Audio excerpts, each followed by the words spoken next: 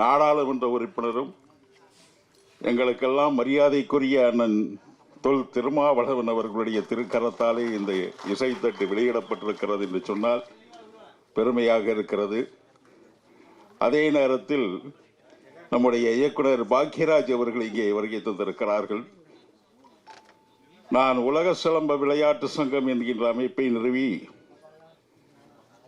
தென்காசி மாவட்டத்திலே மாவட்டத்தினுடைய செயலாளராக அருமை சகோதரர் ஆசான் திரு சுதர்சன் அவர்கள் மூலமாக இந்த திரைப்படத்தினுடைய நாயகனையும் அதே போன்று அவருடைய தந்தையார் திரு தனபால் அவர்களையும் விஜயகுமார் அவர்களையும் சந்திக்கின்ற வாய்ப்பு கிடைத்தது. மிக சிறப்பாக இருந்தது. இந்த ட்ரெய்லர் ஒரு ஆணவ கொலையினை சித்தரிக்கின்ற வகையில் ஏன் இந்த தவறுகள் நடக்கிறது என்பதனை சுட்டிக்காட்டுவதற்காக அருமையான நாடாளுமன்ற உறுப்பினர் திருமாவளவன் அவர்கள் மிக சிறந்த முறையிலே உங்களுக்கு விளக்கம் தருவார் என்கின்ற ஒரு கருத்தை சொல்லி இந்த சிலம்பம் விளையாட்டும் இதில் இணைக்கப்பட்டிருக்கிறது. புரட்சி தலைவர் எம்ஜிஆர் அவர்களுடைய முகத்தோற்றமாக திகழ்ந்து பல்வேறு திரைப்படங்களிலே தன்னுடைய காட்சிகளை அத்தனையும் போர் சிலம்பத்தினை துவங்கி அதற்கு அடுத்து இந்த சிலம்ப விளையாட்டிற்காக உயிர் கொடுத்த பெருமைக்குரியவர். அவருடைய வழிவந்தவர்கள் தான் அருமை அண்ணன் திரு பாக்யராஜ் அவர்கள். அவர்களையும் நாம் சிறப்பாக ஏற்றுக்கொள்ள வேண்டியவர்களாக இருக்கிறோம். தமிழர்களுடைய மரபுக்கலையினை இந்த திரைப்படத்திலே இயக்குனர் திரு விஜய் அவர்கள் மிக சிறப்பாக காண்பித்திருக்கிறார்கள். ஆனால் இந்த ட்ரெய்லரிலே ஒரே ஒரு இடத்திலே தான் வருகிறது. அதிகப்படியான அந்த கலை காண்பித்து கொண்டிருக்கிறார்கள். இந்த கலையினுடைய உயிர் நோட்டமாக இந்த திரைப்படம் விளங்க வேண்டும் என்று வாழ்த்தி அண்ணன் திருமாவளவன் அவர்களுக்கும் பாக்யராஜ் அவர்களுக்கும் நான் நன்றி சொல்லி உலக சிலம்ப விளையாட்டு சங்கத்தின் சார்பாக திரு சுதர்சன் அவர்கள் மூலமாக நன்றியை கூறி விடைபெறுகிறேன். ஹீரோ அம்பேத்கரை பற்றி ஒரு சம்பவம் சொன்னார்கள். எனக்கு ரொம்ப ஆச்சரியமாக இருந்துச்சு.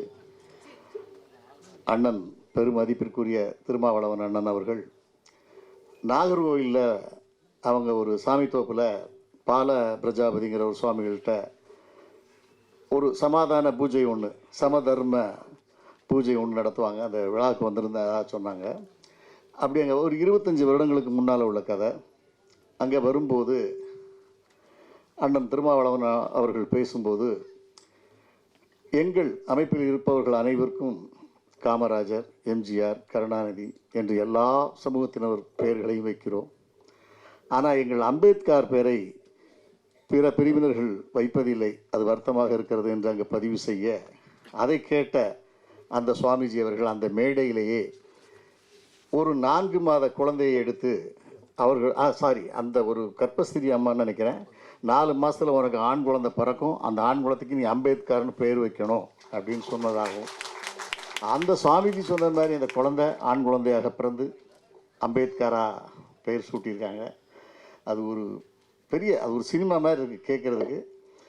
அந்த அம்பேத்கர் என்ற அந்த சிறுவன் படிப்படியாக படிப்பதற்கு உதவி செய்து, காலேஜுக்கு உதவி செய்து, இந்த நடிப்புத்துறைக்கு வருவதற்கும் அண்ணன் திருமாவளவன் அவர்கள் உதவி செய்திருக்கார்கள் என்று நினைக்கும்போது அது ஒரு சினிமா மாதிரி இருக்குது. நினச்சே பார்க்க முடியல. ஒரு காலத்தில் எம்ஜிஆர் ஐயா புரட்சி தலைவருடைய வீட்டு வாசலில் ஒரு ஐயா குழந்தையை தூக்கி வச்சுட்டே இருந்தார். 3 நாள் 4 நாள் எம்ஜிஆர் அந்த பக்கம் நிப்பாட்டி ஒரு ஊடகத்தில் பார்த்ததை சொல்கிறேன்.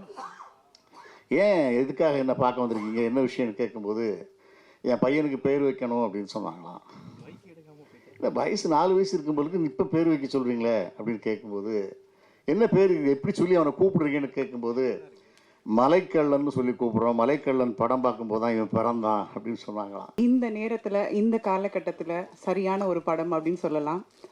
நான் பார்க்கும்போது ஒரு ஆணவ படுகொலையை பற்றி எத்தனை படங்கள் எடுத்தாலும் இந்த நாட்டில் சொன்னது போல படத்தின் வரிகள் டைட்டிலே சொல்லலாம், பேரே 6 அறிவு கொண்ட மனிதர் இதை யோசிக்கணும் அப்படின்னு சொல்லிட்டு, இதை தான் பெருந்தலைவர் காமராஜர் 1900 அவர் ஆட்சி காலத்தில் அறநிலைத்துறைக்கு அமைச்சராக பரமேஸ்வரன் அவர்களையும் கக்கனவர்களையும் அழகுபடுத்திய ஒரு தலைவர் அப்படின்னு சொல்லலாம். இப்போ வரைக்கும் அந்த ஒரு மனநிலைமைக்கு இன்னும் யாரும் இல்லைன்றதை இந்த நேரத்தில் அழுத்தம் திருத்தமாக சொல்ல வேண்டிய கடமையும் நமக்கு இருக்குது அப்படின்னு சொல்லலாம். அண்ணாச்சி முன்னாடி பேசுனது போல் நான் இதை பற்றி தான் சொல்லணும்னு நினச்சேன். அண்ணன் அவர்கள் வந்து தொல் திருமாவளவன் அண்ணன் அவங்க வந்து பார்த்திங்கன்னா பேர் வைக்கணும்னு சொல்லி பால பிச்சாபதி அடிகள் வந்து எனக்கு இந்த விஷயத்தை வந்து சொல்லும் போது ரொம்ப சந்தோஷப்பட்டேன். பரவாயில்ல, நம்ம ஜாதின்றதை ஒன்று பார்க்கக்கூடாது, எல்லாரும் ஒரு பேர் வைக்கும்போது ஏன் அம்பேத்கர் பேர் வைக்கக்கூடாது அப்படின்னு சொல்லும்போது அங்கேயே அந்த புரட்சி நிகழ்ந்திருக்கு அப்படின்றது ஒரு பெரிய பெரிய தலைவர்கள் அதை முன்னாடி வைக்கிறாங்க அப்படின்றது தான் அடுத்து வர தலைமுறைகளுக்கு நம்ம சொல்ல வேண்டிய ஒரு கடமை. இப்போ எல்லாமே நேம் சேஞ்ச் பண்ணிக்கிறாங்க, இந்த பேர் எனக்கு பிடிக்கலன்னு. ஆனால் இந்த வயசுலேயும் அந்த பேரை வந்து பெருமையாக எடுத்து இந்த யங் ஹீரோ அம்பேத்கர் அப்படின்ற வலம் வர்றது வந்து இந்த நேரத்தில் பாராட்டுக்குரியது. ஸோ இன்னும் மேலும் மேலும் முன்னேறி வரணும் அப்படின்னு சொல்லிட்டு எல்லாம் வல்ல இறைவனின் ஆசீர்வாதத்துடன் அண்ணன் சொன்னது போல் இந்த நேரத்தில் அவர் படிப்படியாக உதவி செஞ்சுருந்தாலும் இந்த நேரத்துலேயும் வந்து அவனோட அடுத்த கட்ட படி வந்து அவர் நிற்கிறார் அப்படின்னும் போது இதை பெருமையாகவே நான் நினைக்கிறேன். ஸோ அண்ணன் நல்லா இருக்கணும், அந்த பையனும் நல்லா இருக்கணும் அப்படின்னு சொல்லி எல்லாரும் வல்ல இறைவனின் இதோடு சேர்த்து வாழ்த்தி விடைபெறுகிறேன். நன்றி. ரொம்ப சந்தோஷம். என்னைய வந்து ஒரு இன்னசென்ட்டுன்னு சொல்லி கூப்பிட்டீங்க. ஆனால் நான் இன்னசென்ட்டெல்லாம் கிடையாது. எல்லாம் தெரிந்த ஒரு பெண்மணி தான். என்னுடைய பேச்சு வழக்கம் ஊர் வழக்கம் அப்படி இருக்குது, அவ்வளோதான். இங்கே இருக்கிற மேடையில் இருக்கிற பெரியவர்களை பார்த்த உடனே எனக்கு கை காலெல்லாம் ஆடுது. ஐயாவை வந்து நான் சின்ன வயசுலேருந்து கேள்விப்பட்டிருக்கேன். எப்போ ஒரு மனிதன் மக்களுக்காக தன்னை அர்ப்பணிக்கிறானோ அவன் உயர்ந்தவன், மனிதனை தாண்டி உயர்ந்தவன். அப்படிப்பட்ட ஒரு மனிதனுடைய சபையில் அப்படி உட்கார்ந்துருக்கும் பொழுது அந்த சபையில் இன்றைக்கி நானும் அமர்ந்திருக்கிறேன். கடவுள் அந்த நிலையில் என்னை வச்சுருக்காருங்கும் போது இந்த கடவுளுக்கு நான் முதல்ல நன்றி சொல்லிக்கிறேன். ஐயா திருமாவளவன் அவர்களுக்கு நன்றி.